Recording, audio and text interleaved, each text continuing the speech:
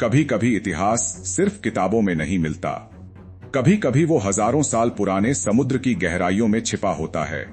आज हम बात करने वाले हैं एक ऐसे शहर की जो शायद भारत का नहीं बल्कि दुनिया का सबसे बड़ा रहस्य है, कृष्ण की नगरी द्वारका हैं। कृष्ण ने समुद्र के किनारे एक विशाल, चमकदार और अत्यंत समृद्ध शहर बसाया था। एक ऐसा शहर जिसकी गलियों में सोने और चांदी की चमक थी, जहां विशाल महल खड़े थे और जहां हर दिन हजारों नावें व्यापार के लिए आती जाती थीं।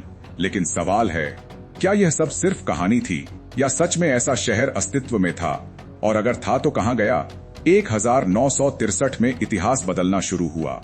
भारतीय पुरातत्व विभाग ने पहली बार खुदाई की और रेत के नीचे मिले पत्थर, ऐसे पत्थर जो किसी साधारण बसावट के नहीं थे। ये थे प्राचीन दीवारों के हिस्से, गोलाकार संरचनाएं और समुद्र की ओर जाती पत्थर की लाइनें।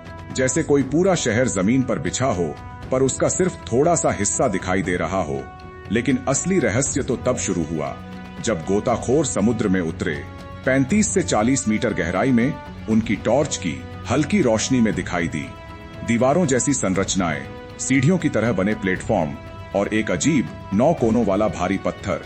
ये सब देखकर वैज्ञानिकों ने कहा, ये प्राकृतिक नहीं है, ये किसी प्राचीन मानव सभ्यता के निशान हैं। समुद्र के नीचे एक पूरा शहर डूबा पड़ा था, शांत, जैसे सदियों से किसी के इंतजार में हो।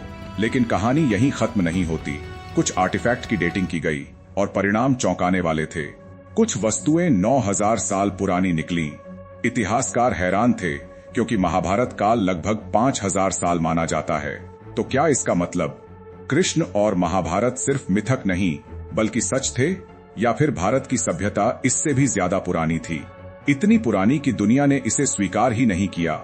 समुद्र के नीचे मिली लोहे की वस्तुएं, पत्थर की तकनीकी संरचनाएं और शहर का लेआउट देखकर ऐसा लगता है कि यह सिर्फ एक धार्मिक स्थान नहीं था, यह एक उन्नत, व्यवस्थित, समृद्ध समुद्री व्यापारिक शहर था। लेकिन सबसे बड़ा रहस्य अभी भी वही है, द्वारका डूबी क्यों?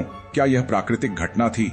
क्या समुद्र का स्तर अचानक बढ़ा या कोई अन्य तबाही आई थी? प्राचीन ग्रंथों में लिखा है कि कृष्ण ने द्वारका के लोगों को चेतावनी दी थी, मेरे जाने के बाद यह नगरी समुद्र में समा जाएगी। और ठीक ऐसा ही हुआ।